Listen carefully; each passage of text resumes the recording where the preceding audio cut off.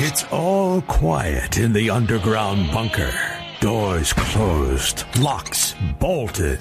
But the Great One isn't just resting on his laurels. He's making sure your weekend is even better by giving you his best. This is the best of Mark Levin. I keep watching some of our favorite shows and other shows. They keep wondering why the Democrat Party lost. And one of the reasons they say is, well, they gave up on the working class and the middle class. You know, ladies and gentlemen, maybe it's me, but I'm sick and tired of the Marxist classification. They gave up on Americans. They gave up on the country. The problem with the modern Democrat Party, not all Democrats, but the party, the apparatchiks, is they hate America. Hence the book, The Democrat Party Hates America. It's all laid out in the book. Attacking parents, using the state to make determinations about the future of children, whether it's education, indoctrination,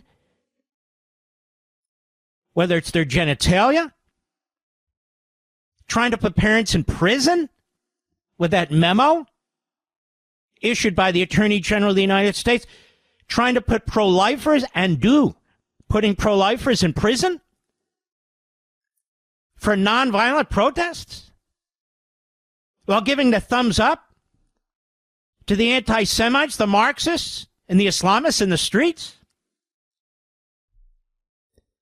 Open borders? You have open borders because you hate this country. You hate the makeup of the country. You hate the demographics of the country. You hate the culture of the country. So you're importing from all over the world all kinds of views and principles and attitudes that are foreign, literally foreign to our country.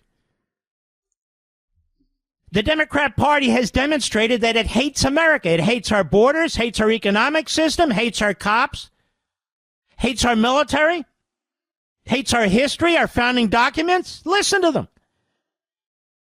And so when I hear it's almost every single commentator use Marxist class warfare, they gave up on the middle class. They gave up on America. They gave up on Americans in every class, from every walk of life. That's what they did. That's what they're still doing. That's what their hard left Marxist Islamists are all about. So it's not a class warfare thing. It's not a Marxist thing. That is, Marxist class warfare interpretations. We don't use Marx's language. They use Marx's language. They use Marx's tactics and strategies. But in the end, it's about destroying America and Americanism. That's the problem. And in order to destroy America and Americanism, you need to destroy or rejigger or remake the population, the people.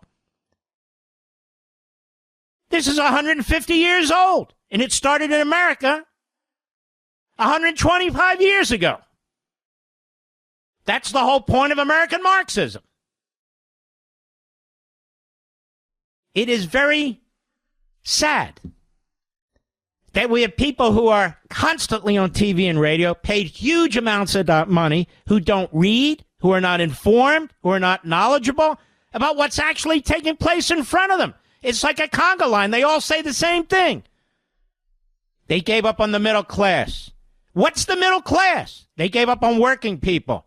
As opposed to non-working people, they gave up on America and Americanism. They gave up on our founding and our history. They gave up on our economic system. They gave up on our sovereignty. They gave up on the blue line and the military. They gave up on America.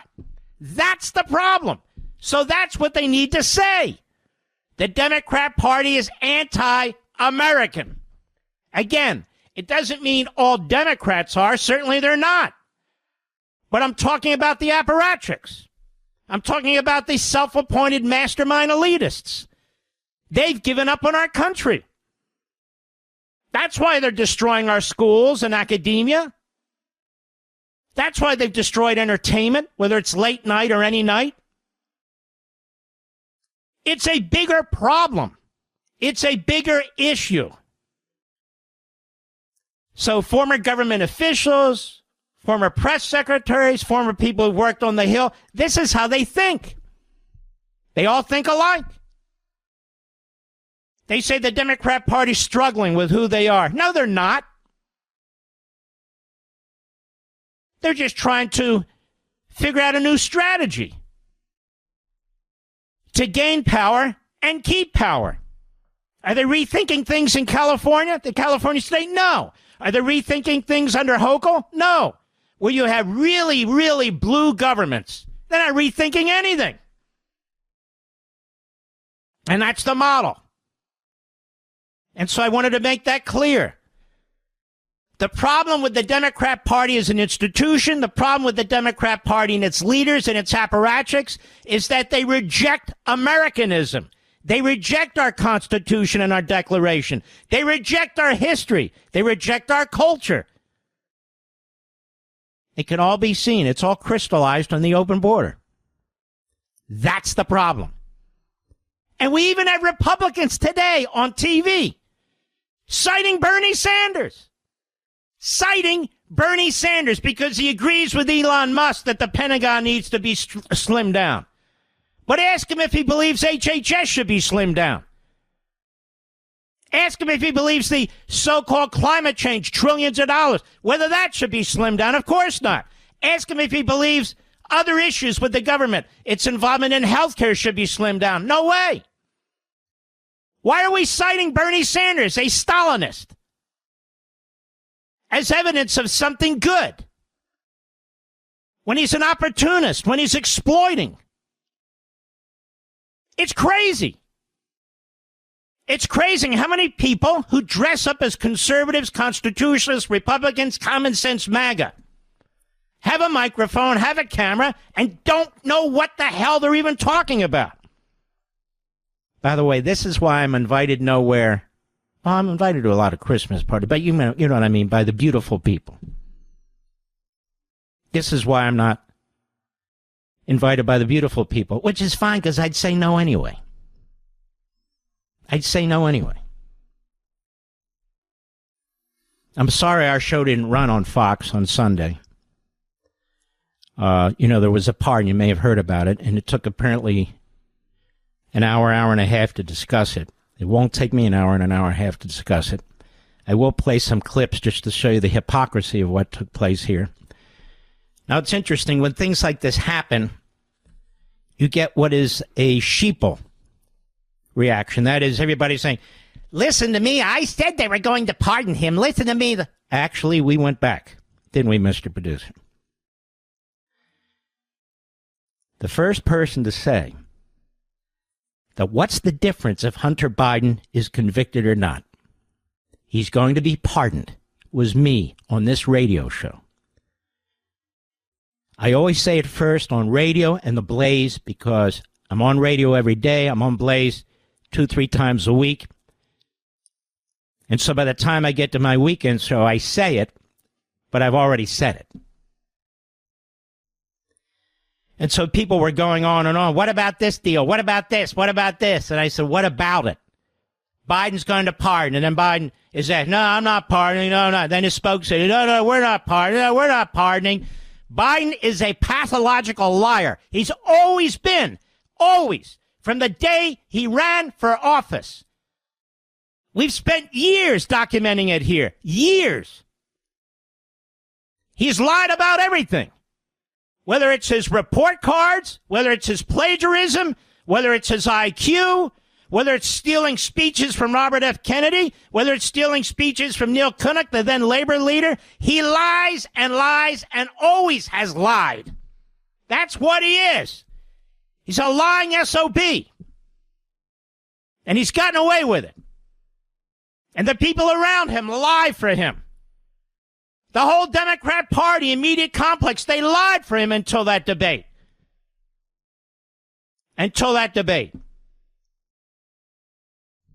Here I am, June 2024. Radio, right here. This is why this radio show is so important. And if you can't find us on your local station, you can always find us on a podcast. Cut one, go. This whole thing was corrupt from beginning to end. And as I've said, and I want to congratulate the legal analyst backbenchers who've now picked up on it, yes, Joe Biden will pardon his son after the election, period. Those of you who listen to this program on a regular basis, you know we've been saying this. And so all this took place, and let us not forget some of the toughest aspects of Hunter Biden's criminality. While they allowed the statute of limitations to run, did this prosecutor, involving FARA, the Foreign Agents Reporting Act. And one of the more important tax aspects, the statute of limitations ran as well. He let them run. Now, since we have the benefit of Alvin Bragg and acting state judge Bidenite Merchan, there's a way to fix that, as I understand it. But that for another day. That for another day. Hunter Biden won't see a minute in prison, because Daddy'll pardon him the minute after the election. I'm telling you now. And again, the backbenchers have finally figured it out. There you go. Wasn't a minute, but it was pretty damn fast. Very predictable. And he pardons him not just, as you've been hearing, for what he confessed to and for what he was convicted of with the gun. You try filling out a gun application and see what's done to you by the Treasury Department. If you lie, you'll be serving prison time. You see if you evade taxes for years, some of hundreds and hundreds, if not millions of dollars. See what happens to you. I remember Biden was always saying, we need skin in the game, guys. Come on, man. Come on. I'm not joking. We need skin in the game. You know, I'm from Scranton, Pennsylvania. We all pay our taxes, you know. Come on, guys. I'll take you out the back there and really let you have it, you know. What a sleazy family and a sleazy man. Really incredible. And just lie and lie and lie, because this is what he does. Mark Levin.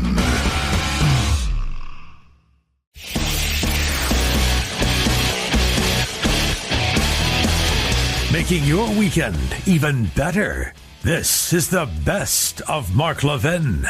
So effectively, Joe Biden pardoned himself. That's what he did. Because all roads through Hunter Biden lead to Joe Biden. But for the fact that he was vice president, then president, Hunter Biden wouldn't have been able to deal with anybody for anything, with any foreign government or domestic corporation. Just wouldn't have happened. He was drug-addled. He was undisciplined. He had to leave the military. Really had no professional career to speak of. No accomplishments to speak of. None on his own. He relied 100% on his father. But his father relied on him. His father was not willing to live solely on a government salary. He wanted that oceanfront home in Rehoboth Beach, Delaware. He wanted that estate in Wilmington. He didn't inherit a large fortune from his family. They didn't have a large fortune. They weren't poor, but they weren't that rich. So how did he get rich? It's obvious. It's obvious. And he waited till after the election to make the announcement that there they met, they talked, Thanksgiving, poor Hunter. The statement that Biden issued was obviously written by one of his handlers, his lawyers.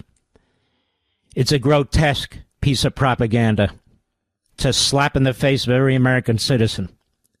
Every American citizen. I want you to think about this.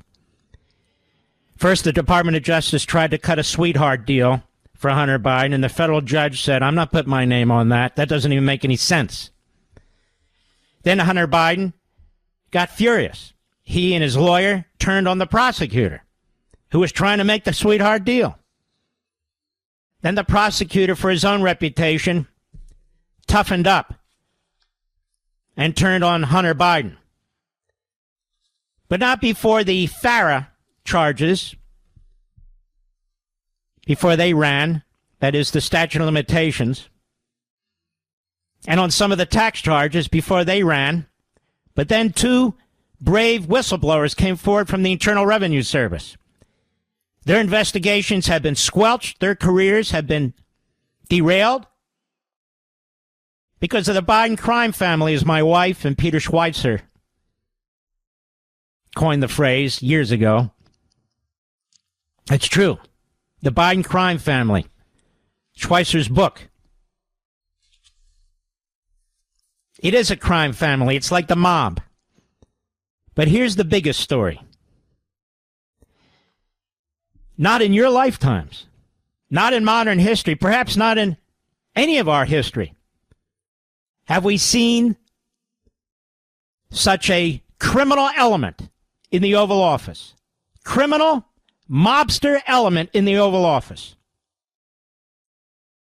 This is just the latest spectacle.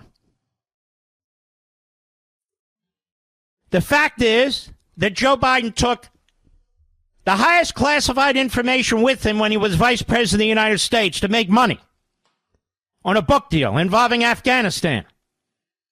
The ghostwriter wasn't aware of it. I'm sure the publisher wasn't aware of it, but Joe Biden was, and he bragged about it. And he lied. He lied to his staff. He lied to the people around him. He told them he didn't have any material, and yet that's what he used to get, I think it was an $8 million advance. An $8 million advance? Maybe it was 6, but I think it was 8. And he escapes prosecution because he's not only president of the United States at the time it's discovered, but the special counsel in the case says he's mentally unfit. He can't stand trial. And so, of course, the mob family, the press, the Democrat Party ran to his defense. They attacked the special prosecutor who actually gave him a pass. And at the same time all of this was going on, they tried to unleash and destroy Donald Trump and his family, and in fact did unleash. Holy hell. A special prosecutor, criminal investigations, indictments, local, state, federal, efforts to bankrupt him. Nothing we've ever seen any time in American history by anybody. Trampling all over the Constitution while they're at it, claiming that they're defending it. An unconstitutional prosecutor. Using laws that don't even apply. The Enron obstruction law, you heard that here first. Using a federal contractor law, effectively, for maladministration. You never apply that against a former president or politician.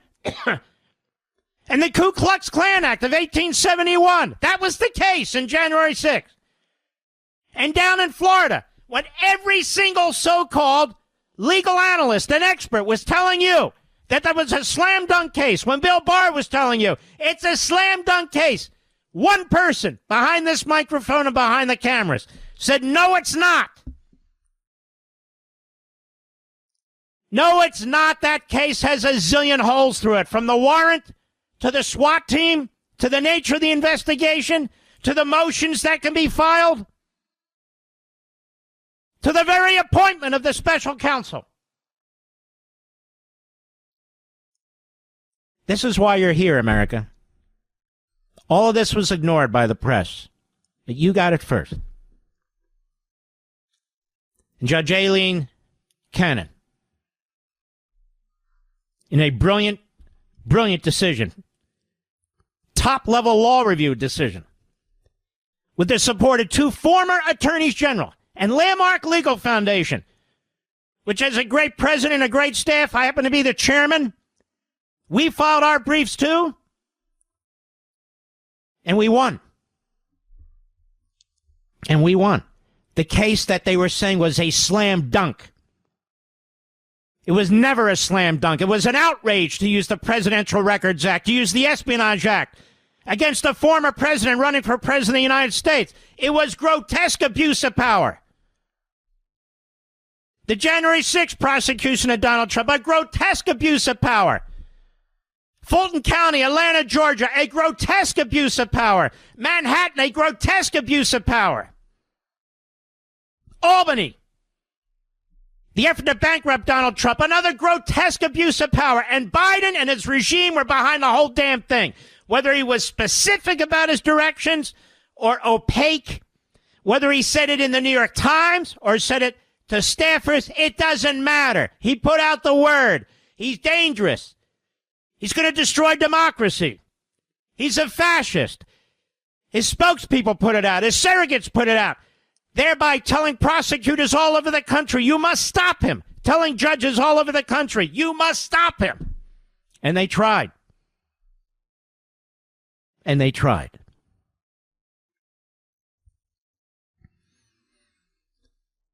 And so he created law. He created processes that could be used against him once he leaves office. And so he pardoned Hunter, meaning he effectively pardoned himself. I saw it all coming. I explained it to you step by step behind this microphone, on Blaze, on Fox. Every step of the way. About the documents case, the January 6th case, the Atlanta case, the Manhattan case, the Albany case, if you will. The constitutional issues. No, they're not a slam dunk. Quite the contrary. The 1973, the 2000 memos written by the Office of Legal Counsel, the Constitutional and Legal Brain Trust within the Department of Justice. I dusted those off. I raised them with you, going all the way back, I think it was to 2018. Read them to you on air, on TV, on radio. It was all obvious.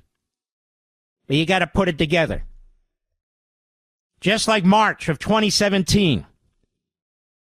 When we put together right here behind the microphone at this desk, I had a pile of articles.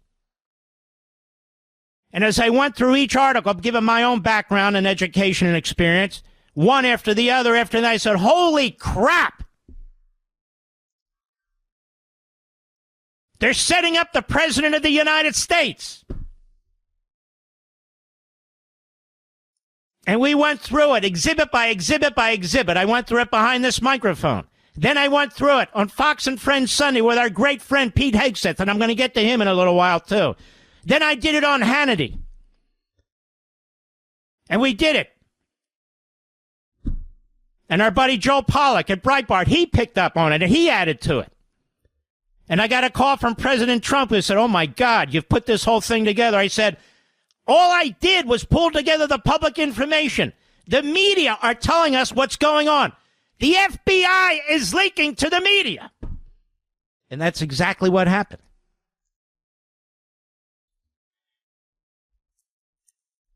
The most corrupt, mobster-like regime in American history. Obama, then Biden. But Biden takes the cake. Because Biden's not slick. Biden's not smart. Obama's slick. Obama's smart. He still is what he is. A radical Marxist revolutionary who acts like a mobster. But Biden is a straight mobster. That's what he is. That's what he is. And so people are missing the mark here. This is part and parcel of a bigger picture. And on the way out the door, he effectively pardoned himself. He effectively pardoned himself. Mark Levin.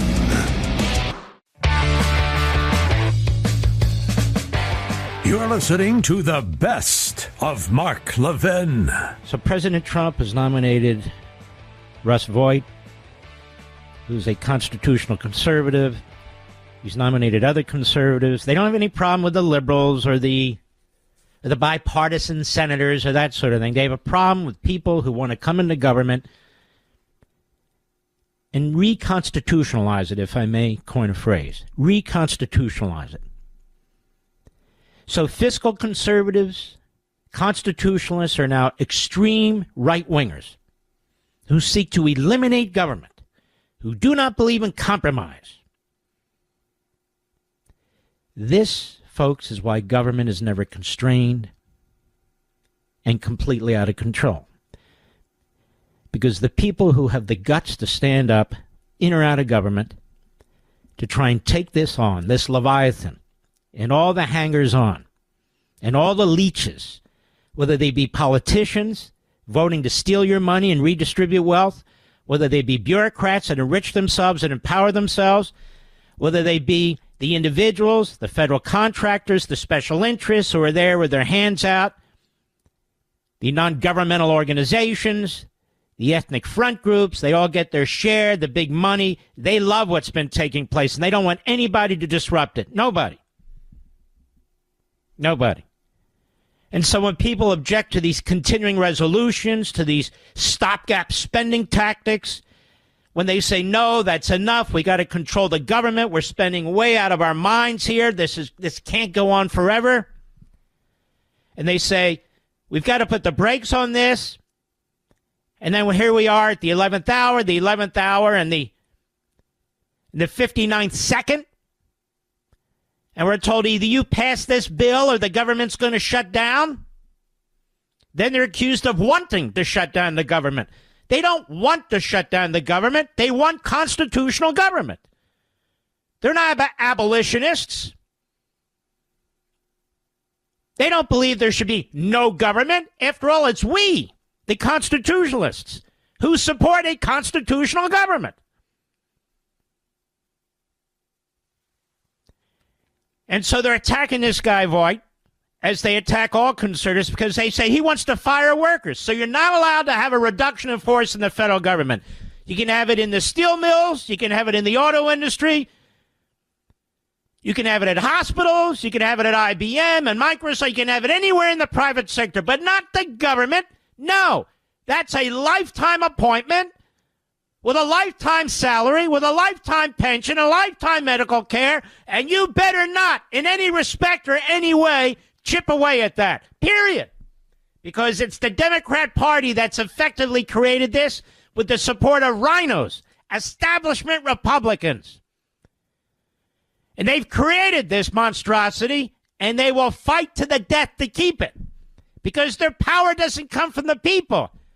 It comes from the people they subsidize. So now we have the attack dogs in Congress. The Collinses, and even the Lindsey Grahams. We have the attack dogs in the media. We have taxpayer-funded special interest groups, non-governmental organizations, so-called nonprofit organizations, the leeches of our society, that are telling us the sky's going to fall. We have no accountability with these politicians. We have elections, but remember, the Senate's a third up every time. No accountability in the media, even though conservatives and MAGA folks are rubbing their, oh, look at it, we've got a complete transformation. No, we don't. No accountability with the pollsters, the conga line of pollsters that we've heard for 6 damn months. No accountability in the bureaucracy. No accountability with these subsidized special interests. And so some people are saying, we've got to deal with this before the sky really does fall. The value of the dollar is decreasing. President Trump's talking about putting tariffs on any countries that are going to reject the dollar as their basic fiscal currency. But that's not going to work forever. If the value of the dollar hurts us here at home, it's going to hurt them abroad, no matter how many tariffs you slap on them. This is our responsibility in Congress. The spending's got to stop. This kind of spending's got to stop. So anybody who's got 2 brain cells to rub together and sees it and knows it and says we've got to get this under control, they're smeared. Their character assassinated. And the more likely effective they are to be, the more they're attacked. The more they are reform-minded and want to bring, for instance, the FBI back to its true mission, or the Department of Defense back to its true mission, well, they have to be literally destroyed, no matter what. Now Pete Hegseth, we're told, is a drunk. Now we're told he's a pervert. Now we're told he's a He's a womanizer. Now this is a man who's a war hero, who's got 2 Bronze Stars. This is a man who fought in Iraq and fought in Afghanistan. He didn't turn his ass and run like that clown, Tampon Waltz, or whatever the hell his name is. He stepped up. He stepped up. This is a Harvard man. He's a smart guy. He's written a brilliant book. He's my friend. Incredible. They'll overlook Joe Biden's literal insanity. They're overlooking it now. He's still president, believe it or not. That's okay. They'll tell you over and over again, Kamala Harris is qualified to be president, when she's not even qualified to be vice president. They'll lie. They'll lie about pardons. They'll lie about Trump and so-called crimes. This is what they do. They'll tell you the border's secure for 3 years, and all of a sudden they'll say, but for Trump and the Republicans, we would have secured it with a bipartisan bill. Well, which is it? It's neither. They're liars. They're liars. Lindsey Graham. I see he's playing golf with the president. He enjoys Mar-a-Lago. There's no question about that. McFarland News. Graham, I think some of these articles are very disturbing. He's talking about Hegseth. He obviously has a chance to defend himself here, but some of this stuff it's going to be difficult. You know, time will tell. I like Pete. Some of the things have been addressed. I mean, what we want to do is make sure that we have good order and discipline. Been in the military for over 30 years. Leadership comes at the top. And I want to make sure that every young woman who joins the military feels respected. So there's Graham. Does that sound like a supporter? Does that sound like somebody who's out front? Why don't you compare your record, Mr. Adjunct Judge or whatever you are or were, to combat veteran status of Pete Hegseth? There is no comparison. There's none. From being in the judicial system in the military and being in the field, in combat, shooting bullets and having bullets shot at you. None. And by the way, this is the same Lindsey Graham is working with the Saudis to do a 2-state solution, which will destroy Israel. I'm keeping my eye on Graham. I don't care how many times he shows up on this show or that show. I don't care. Not my show. Keeping an eye on him, especially when it comes to our foreign policy. And I think one of the reasons he has issues with Pete Hegseth, because Pete Hegseth, he's not into this 2-state solution stuff. He's all in for the state of Israel, not for the Palestinian homeland backed by the Saudis. We'll be keeping an eye on this, Lindsey. I can promise you that. But your subtle stabbing of Hegseth in the back is unacceptable. Unacceptable. And you're the guy who sits there and basically rubber stamps every a-hole judge nominee that the Democrats put up. Stamp. You have a right to who you want. Stamp, stamp, stamp, stamp.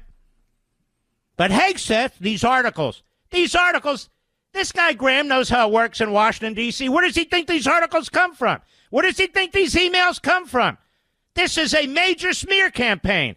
Now, this is what separates the men from the boys and the women from the girls. Those of us who see it and stand up to it, and those who play along, hedge their bets, and then help push the guy over the edge. See, ladies and gentlemen, I don't play these games. Not here behind the mic, not before I was on radio, not after I'm on radio. And I do call out the individuals. Susan Collins, on spending in the budget. She's a disaster. That's why they love her in Washington. That's why they love her. Same with Lisa Murkowski. That's why they love her.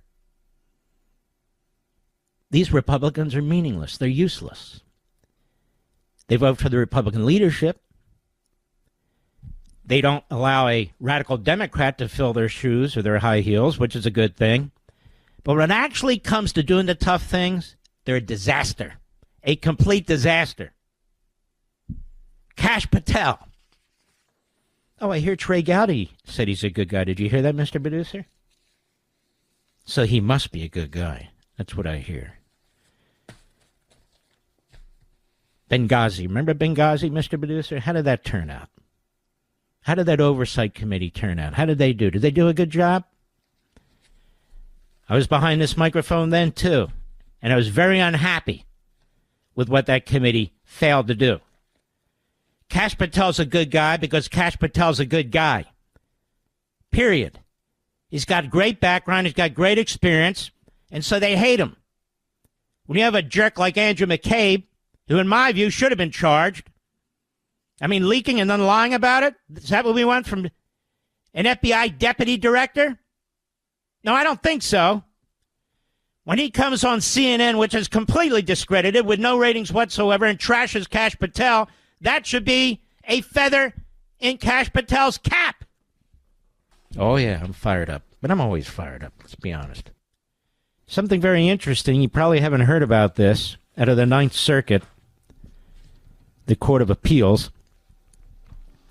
This is from the Center Square, as reported by the Washington Examiner. The federal government has the authority. This is very important. Very important. The court ruled, the appellate court, the federal government has the authority to deport foreign nationals in the U.S. illegally over the objection of local authorities. Now, we already knew this, but we needed a court to underscore it, to deal with these rogue reprobates in these towns, cities, and states that believe that illegal aliens have more rights than you do. A panel of 3 judges of the Ninth Circuit Court of Appeals unanimously ruled. The 29-page ruling was written by Judge Daniel Bress, B-R-E-S-S, with Judges Michael Hawkins and Richard Clinton concurring. At issue is an April 2019 executive order issued by King County Executive Dow Constantine, which directed county officials to prohibit fixed-base operators on a county airfield near Seattle from servicing U.S. Immigration and Customs Enforcement, that's ICE, charter flights used to deport illegal foreign nationals. So here you have these county reprobates, these radical left-wing kooks, who hate America, who hate American citizens. Here you have them saying, we will not use our airfield, our county airfield, to allow ICE to deport illegal foreign nationals. And this order prohibited King County International Airport from supporting the transportation and deportation, I quote from the executive order, of immigration detainees in the custody of Immigration and Customs Enforcement, either traveling within or arriving or departing the United States or its territories. Now, this airport is located next to a major ICE Seattle base of operations. So the Trump administration at the time, 2019, sued, arguing that this order violated the Supremacy Clause's intergovernmental immunity doctrine and a World War I-II era instrument of transfer agreement allowing the federal government to use the airport in King County, Seattle, Washington. A district court agreed, ruling in favor of the federal government. King County appealed it to the Ninth Circuit. The Ninth Circuit panel affirmed the district court's summary judgment. Now, summary judgment means this. If we're to take the law and apply them to the facts in a way that's favorable to the petitioner, they still lose no matter what their factual arguments are, no matter what case they make, because the law does not sustain their case, period. That's how bad their case was. That's how bad. The panel also held the federal government had Article III standing to sue and, quote, had 2 related concrete and individualized injuries. The first is the inability to conduct the charter flights, which has increased ICE's operational costs. That constituted a de facto injury that affected the United States in a particularized and individual way. You need standing, and this is pretty clear. And an imminent risk of future injury from the executive order. The truth is, all you needed was the Supremacy Clause. That should be enough. But nonetheless, the second is the federal government's injuries were fairly traceable and are likely as opposed to merely speculative as a result of the order. Were there no order, well, those flights with ICE would continue. So this order violated the intergovernmental immunity doctrine. It goes on and on into the weeds that you won't care much about.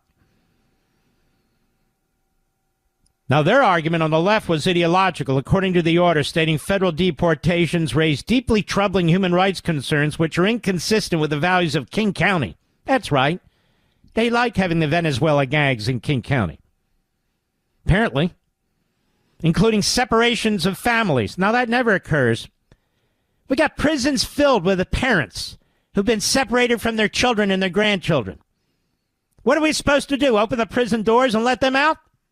How stupid is that argument? The same governments, the same ideological leftists who run these governments, who oppose parental rights, who believe that students belong to the state, all of a sudden they're worried about separating families. Except when it comes to gender reassignment. Who's ever heard of a stupid phrase like that? Now it's in the vocabulary. So the Department of Justice sued in February 2020, arguing the order was illegal, obstructed federal immigration and enforcement, and violated this, that, and the other. So the Trump administration won, even though it's not even back yet. The court held the order discriminated against ICE contractors while allowing others to use the airfield and some of the other arguments. But the basic argument is the supremacy clause. That is, the federal government needs that facility in order to carry out its responsibilities under the federal Constitution, which includes immigration. It's actually, for this town, for the county, it's actually quite a stupid case, to be honest with you. That is, it was going to be a slam dunk no matter what, unless you get some of these Biden judges now in on it. By the way, they've just approved 5 more. 5 more of these radical leftist judges. You know, they have a deal. We get to pick the circuit courts. They get to pick the district courts because we don't have enough firepower to stop them. Because the Republican senators, some of them are too busy to put their asses in the chair on the Senate floor and actually vote. They're very busy. Like this is their number one responsibility, isn't it? Certainly among them. No, they're very, very busy. You have to understand that they can't be counted on. Now, the Democrats are there. They're goose-stepping all over the Senate floor. They're wearing the same uniforms. They know what they're supposed to do. And they do it. And they do it. But the Republicans, no, you don't understand. We don't behave like Democrats. You know, in some ways you should. In some ways you need to be unified. When the principles are clear, they're unequivocal, you actually do need to march in line. But, you know, they are who they are. Mark Levin.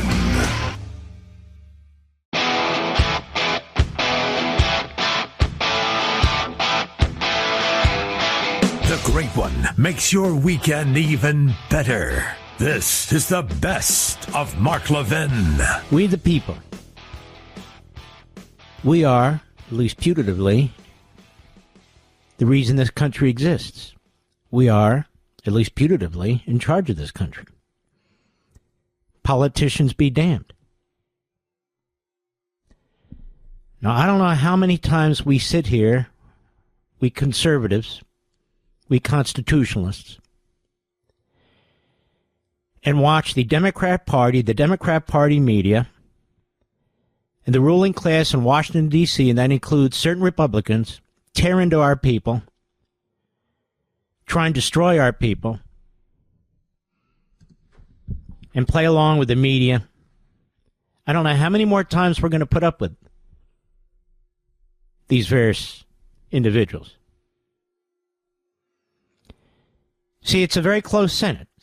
53 Republicans now. We gave them a majority. And yet, a handful of them, 2 or 3, can throw a wrench in the works. Matt Gaetz dropped out. He was the headliner for about 3 minutes. Now they're going after Pete Hegseth. You know Pete Hegseth. I know Pete Hegseth. They're trying to say he's a drunk. He's not a drunk. They're trying to say he drank on the job at Fox. He did not drink on the job at Fox. They're trying to say he drank on the job in his prior position. He did not drink on the job in his prior position. A letter was put out by a trustee of the organization that said it never happened.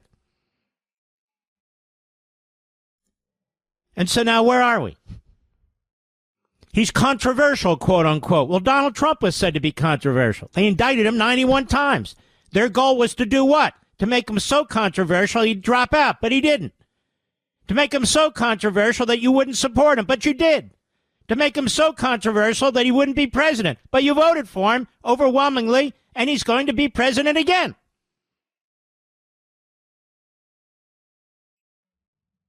They threw criminal cases against him, civil cases against him. They threw a libel case, this allegation of rape against him. He survived it all. The lesson here is stand strong.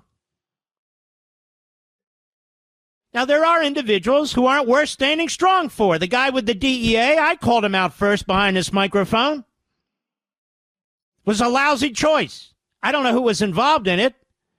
Now that he's gone, you got all the tough guys in radio and TV saying that guy was a bad guy. Okay, great. I've raised questions about this labor secretary appointment, but I said Donald Trump gets who he wants. I even said that with the DEA. He fired the guy. He got rid of him. And in the end, that's what he can do and will do. Joni Ersk of Iowa. Lindsey Graham of South Carolina. Certain other Republicans. Playing into the media. They live by the media. Despite their protestations, they love the media attention. They love people shoving microphones and cameras in their faces. They're so consequential, you know.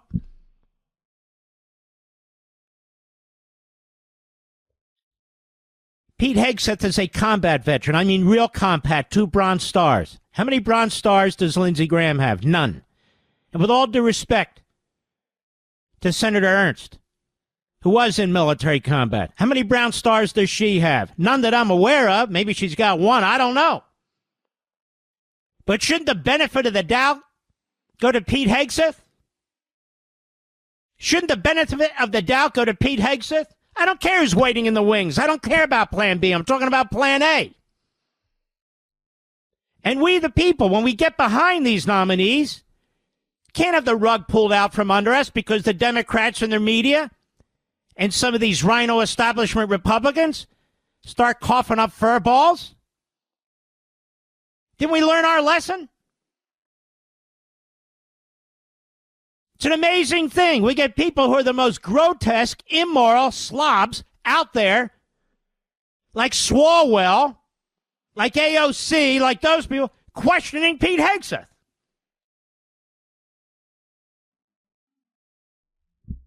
And you have politicians here who will look us in the eye, through the camera, speak to us over the microphone, who, as I speak, are cheating on their wives and cheating on their husbands. Probably a pretty good damn percentage of them, and probably a bigger damn percentage of the media.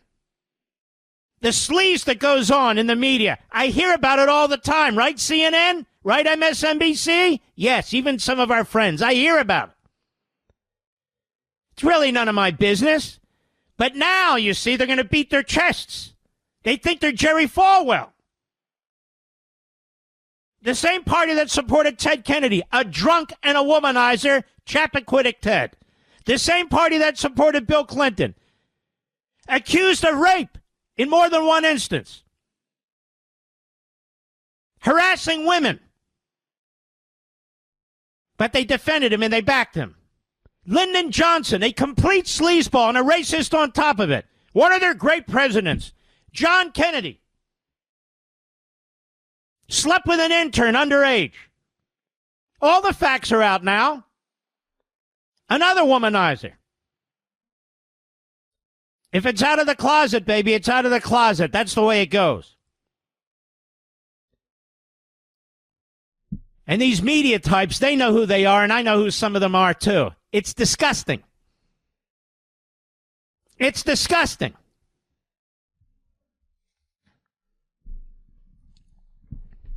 Here's the bottom line. Pete Hegseth would make a tremendous Secretary of Defense. That's why they're trying to stop him. He's not a good old boy. He's a good young man. He's a reformer who's looking out for the actual soldiers in the field, in combat, in battle. He has nothing to do with, wants nothing to do with, these long in the tooth, fat-ass generals and admirals who've done horrific things to this country and to the Pentagon with their wokeism and their DEI and all the rest. That's the truth. He would make a fantastic Secretary of Defense. So they want to stop him. And a lot of these people want to stop him. They treat the Pentagon like any other bureaucracy. It's not like any other bureaucracy. Those people put their lives on the line, but they treat it that way. They're being told by the generals and the admirals. They're being told by the upper echelon at the Pentagon they don't want Hegseth. That's who Lindsey Graham's listening to. He doesn't care about these allegations. That's who Joni Ernst is listening to. Unbelievable. Then there's Kash Patel. Kash Patel. Well, can't accuse him of womanizing, can't accuse him of drinking, not yet anyway. So what do they accuse him of? Of wanting to use the FBI to go after the journalists. He's got a hit list, don't you know? That's right, Kash Patel. Suddenly he's going to unleash the FBI, and every FBI agent's going to do whatever he says, you see. He's going to direct the FBI to go after Trump's political opponents, lock them up, go after the media. Based on what? Based on nothing. Just like Trump and the neo-Nazis, just like Trump's a dictator, just like Trump's a fascist. Here we go again. Except now it's Kash Patel. Let me tell you a little story. When I was in the Reagan administration and served President Reagan, and I was chief of staff to Attorney General Meese was taking an awful lot of slings and arrows in the lead up to the election of George H.W. Bush. He was very concerned. He was very friendly with George H.W. Bush that he was harming his election possibilities. And he decided that summer before the election, that summer before the November 1st Tuesday of 1988, that he would resign, that he would step down, an innocent man who was under constant attack. 2 independent counsel. 1 wasn't good enough. They had 2. One of the most honest, decent, ethical men I ever met. Never took a penny from anybody. Never got rich. None of it. Compare him to the Biden crime family. And he decided to step down. I want you to listen carefully to me. In addition to his family members, he invited a handful of staff. I was the chief of staff. He invited me, invited the counselor, his counselor, Ken Cribb. He invited his executive secretary, Kathy. He invited maybe 2 others. That was it. And we were in the Oval Office when he was meeting President Reagan and the First Lady, Nancy Reagan. And George H.W. Bush, the vice president, popped in. Ed Meese was and is deeply admired. Deeply admired. And as I was standing there, and Ed Meese was saying goodbye to his longtime friend and confidant, Ronald Reagan, among other things, President Reagan said to Ed Meese the following: I want you to know, Ed, and Ursula, his wife, how deeply sorry I am that you've had to go through this. I know, Reagan said. This is word for word. I know that the attacks on you were intended for me. I know that they tried to destroy you because they wanted to destroy me. But they couldn't get to me. So they went after you.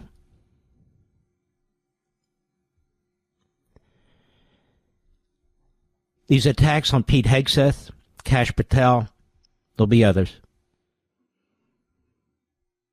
are attacks on Donald Trump. I hope his people understand this. Because they can't get to Trump. Right now, he's untouchable. Just want a landslide. criminal cases are done. The one in Manhattan will be done by hook or by crook. So they want to weaken his presidency. They want to weaken his policy agenda. And so they're targeting the individuals who they believe are the most dangerous to them. Not to you, not to democracy, but to them.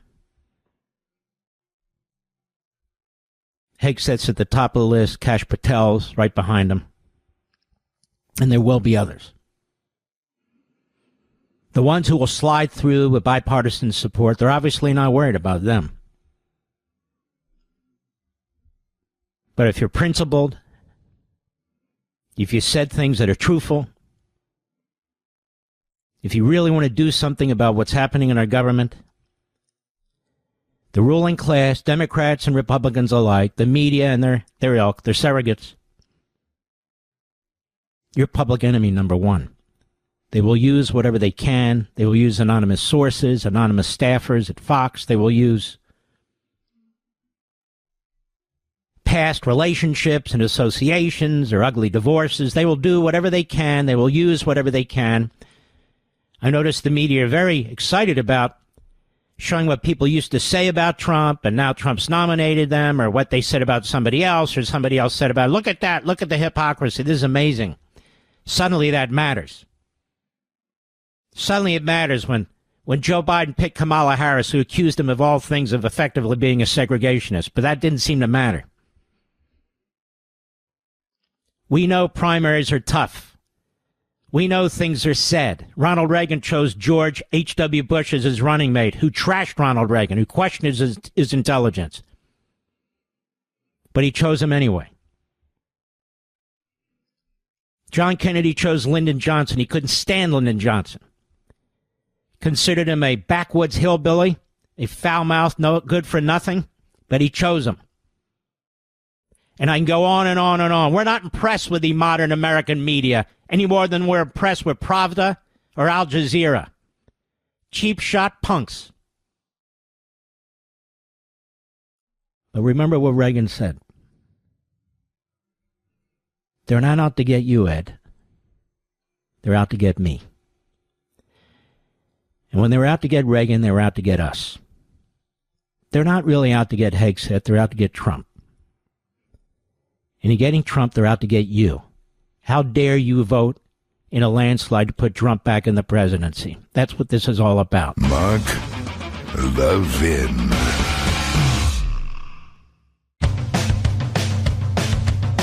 We're giving you nothing but the best of Mark Levin. Oh, wait a minute here. We have a column from Philip Bump. Philip Bump is at it again, Mr. Producer? Philly Bump? You would have thought he would have resigned in shame, or at least walk around the newsroom with a paper bag over his head. But no, but apparently he's very concerned because the greatest defenders of Pete Hegseth, he says, it's not Trump, it's Fox News. And among them, me. Wow, how dare I? What a dysfunctional so-called news organization over there at the Washington Compost. People resigned on principle. Philly Bump, why didn't you resign on principle? We know why. You have no principles, clown.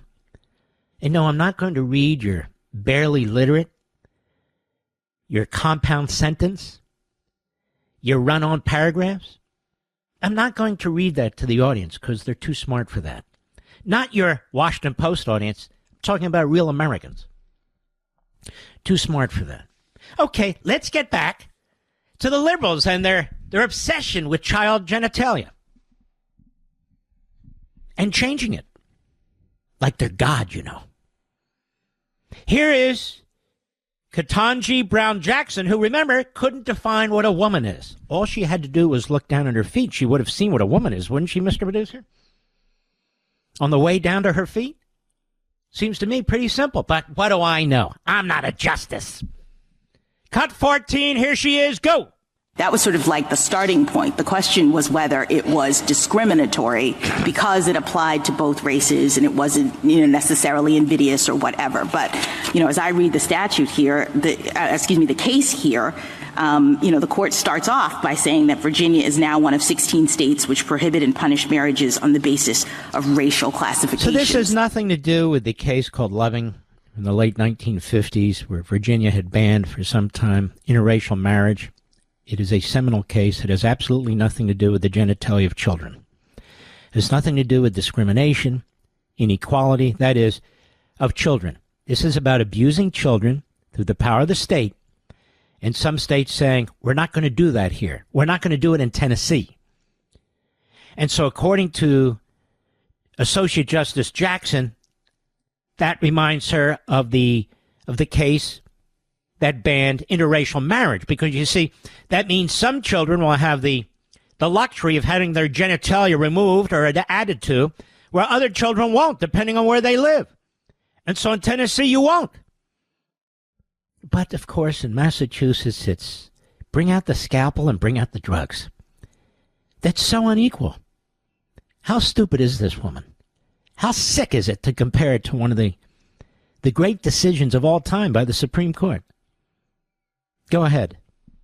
Structure of that law, it looks in terms of, you can't do something that is inconsistent with your own characteristics. It's sort of the same thing. So it's interesting to me that we now have this different argument, and I wonder whether Virginia could have gotten away with what they did here by just making a classification argument the way.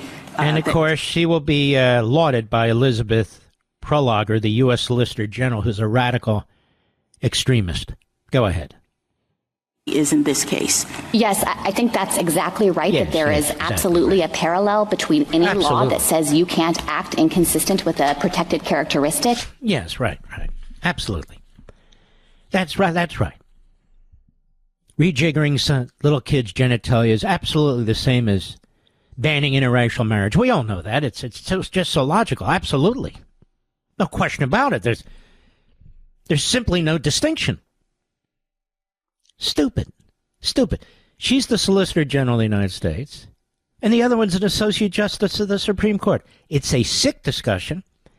It is an immoral policy that they're trying to impose, and that's the other thing.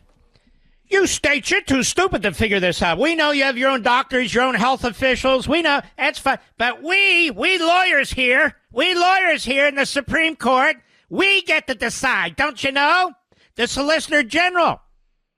I mean, after all, she has privates. We up here, we have privates too. So we know what we're talking about when we're talking about privates, except when I'm up for confirmation, then I can't even acknowledge that my privates belong to women. But that's okay. We're going to substitute our ideology for science in Tennessee. That's right. And just because they take the butcher's knife out in Massachusetts, why shouldn't they have to take it out in all states? And not only that, what if the child says, I'm a boy and I want to be a girl, or vice versa? Shouldn't we take that into account? It's just like the interracial marriage case. What the hell are you talking about? They should get an F if they were law students writing this crap in an essay. No, but you're exactly right. What do you mean you're exact? That's right. It's a perfect parallel.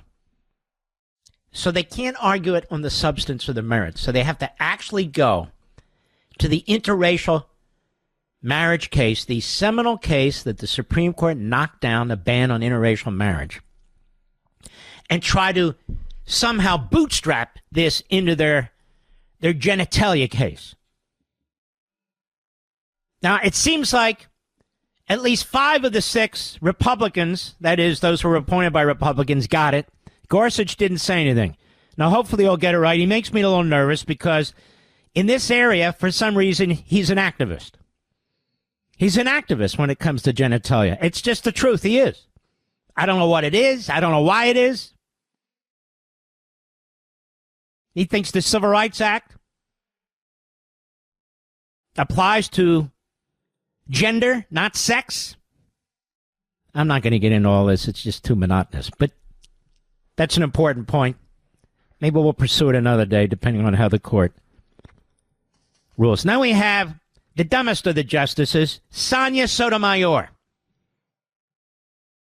The Tennessee Solicitor General is Matthew Rice. He's first, then Sotomayor. Cut 15, go. cannot eliminate the risk of detransitioners. So it becomes a pure exercise of weighing benefits versus risk. And the question of how many minors have to have their bodies irreparably harmed for unproven benefits is one that is best left. I'm sorry, Counselor. Every medical treatment has a risk. Even taking aspirin. So we compared it first to interracial marriage. And if you don't agree with them and their views on how to treat children's genitalia, then you obviously are like a racist from the 1950s in Virginia, where you would have opposed interracial marriage. Excuse me? Oh, yes. The parallel is obvious for all to see. Yes, that's exactly right, says Biden's lawyer. Now we have Sonia